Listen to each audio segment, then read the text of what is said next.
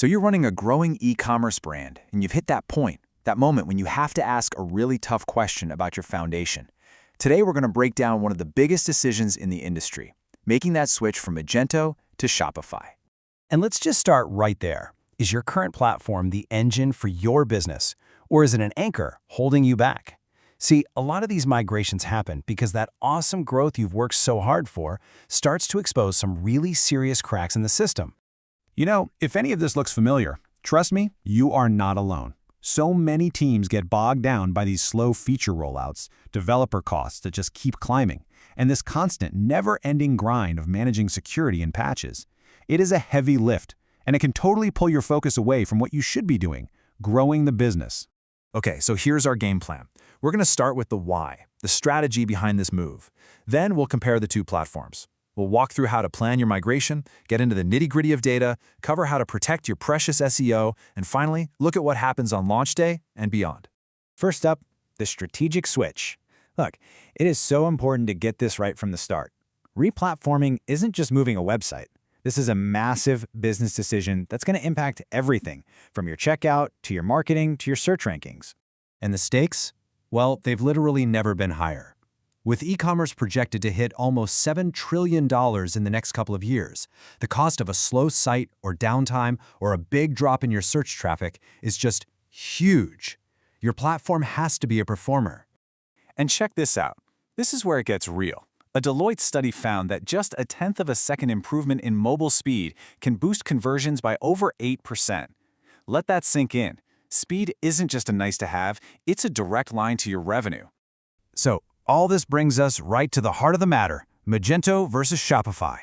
These platforms really represent two completely different ways of thinking about e-commerce, two different philosophies. Let's break that down. This really spells out the fundamental trade-off, right? With Magento, you get an incredible amount of flexibility and control, but you own the whole workload. We're talking hosting, security, performance, it's all on you. Shopify, on the other hand, is what we call a SaaS platform, software as a service. That just means they handle all that complicated infrastructure for you, so you can focus on simplicity and getting to market fast. Now for what I think is the most important part, planning your migration.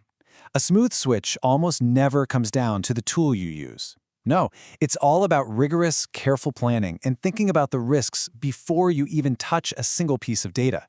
When these things go wrong, it usually boils down to one of these three things: a problem with your data, a hit to your SEO, and, as a result, a drop in revenue. Let's focus on nailing those first two, because they're the biggest technical hurdles you've got to clear. Oh yeah, data risk is very, very real. Just imagine broken product options on your site, angry customers with duplicate accounts, or worse, your inventory counts being totally wrong when you go live. The only way to fight this is to test. You have to stage the whole migration in test runs again and again to catch these problems before a customer ever sees them. And then there's the big one, SEO. When you change platforms, all your URLs change. If you don't create a perfect map, a redirect from every single old URL to its new one, you're basically telling Google that your most valuable pages have just vanished. Poof. And that can be absolutely devastating for your traffic. All right, let's get our hands dirty and dive into the technical heart of this whole project, the data itself. You absolutely have to understand what can come with you and what you're going to have to leave behind. So here's the basic split. You can move your core stuff, your products, your customers, and even your order history, though that last one often needs some special apps or API work. But two big things don't transfer: customer passwords and any of your old Magento extensions. So you're probably asking, wait, why no passwords? Well, it's actually a security feature, not a bug. They're encrypted so tightly that they just can't be moved. The standard and safest way to handle this is to import the customer accounts and then just send out invitations for everyone to create a new secure password on the new site. The actual data migration workflow really breaks down into these 4 key steps. You need a super clean export from Magento. Then you have to map and basically translate that data for Shopify's system. Then you import it in the right order. And then, and this is the most important part, you validate everything. You have to be absolutely ruthless about it. Let's circle back to SEO for a second, because it really does deserve its own spotlight. We're talking about protecting what is often your business's most valuable, hard-won asset, all that organic search traffic you've built up over the years. This right here, this is your non-negotiable checklist. You have to create a 301 redirect for every single old URL. All your metadata, your titles, your descriptions has to come over. You've got to avoid those messy redirect chains that slow everything down.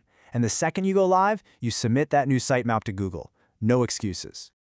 Okay, we've planned everything, we've moved the data, we've protected our SEO. Now it's time for the final phase. Let's talk about the launch itself and what you do right after. A clean launch is all about the sequence. In the week leading up, you're doing final frantic testing. On launch day itself, that's when you flip the switch on your domain and update your DNS. That's the thing that tells the internet where your new store is. The day after, you are glued to your analytics, watching for any weird issues. And by the end of that first week, you should already be shifting your focus to making things even faster. And that's really the key takeaway. The moment your migration is done, that's not the end of the project. It's the beginning. It's the new starting line where you can finally use your new platform to move faster, test more, and really pour gas on your growth. So we'll end right where we started, with a question I want you to really think about. In an e-commerce world that just keeps getting faster every single year, is the foundation your business is built on actually ready for what's coming next?